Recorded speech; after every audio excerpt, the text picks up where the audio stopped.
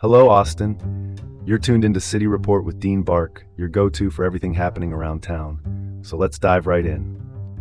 Here's something to chew on. Duo arrested for impersonating nurses and stealing from elderly residents in Buda. All right, let's start with this one.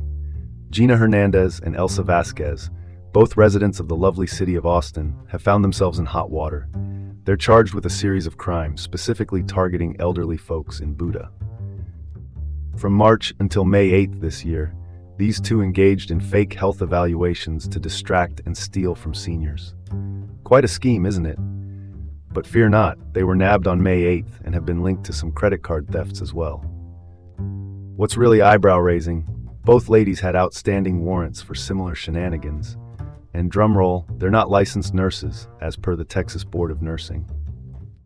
What's the takeaway here? We really need to crank up the security measures for our senior citizens.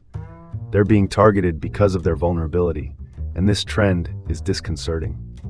Let's transition to this. Next up on the docket, Enrique Gutierrez Field faces charges following a disturbing incident in San Marcos. All right, next topic. At around 1 a.m. on May 8th, Enrique Gutierrez Field decided it was a good time to crash his truck into pedestrians at East Hopkins Street and North LBJ Drive. Fortunately, there were 6 non-life-threatening injuries, but it could have been much worse. He's not just facing aggravated assault, but also intoxication assault, and just for a twist, unlawful carrying of a weapon. Looks like someone forgot the memo on pedestrian safety, which is becoming an increasing concern in our cities. Might be time to call it like it is, and push for stricter safety laws. Let's keep this train moving. Next up, a mixed bag of politics and transparency. So, what's coming up next? Settlement in the open government suit over security allocations for Travis County DA's home. Attorney General Ken Paxton took issue with Travis County commissioners concerning a cool $115,000 spent to ramp up security for DA Jose Garza's home.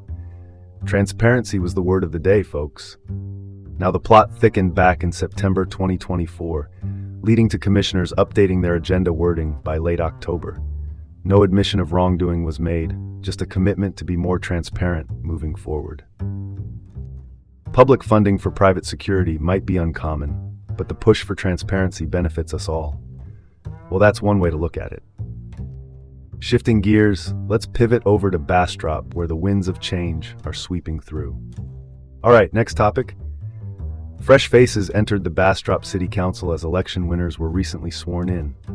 Mayor Pro Tem John Kirkland returned to his Place 5 seat, and Perry Lowe took over Place 1. Kirkland is all about preserving history, while Lowe is promoting inclusivity. That's great news, right?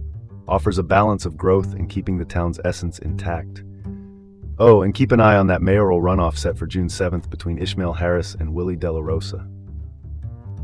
All right, last up, a dose of positivity from Round Rock High School. Let's talk education. Round Rock High School seniors from the class of 2025 put on quite a show with their annual banner signing event. Held on May 12th, this tradition emphasizes school pride and encourages future aspirations. Now, this banner, adorned with college logos like Trinity University and Baylor, is proudly displayed in the rotunda for a full year.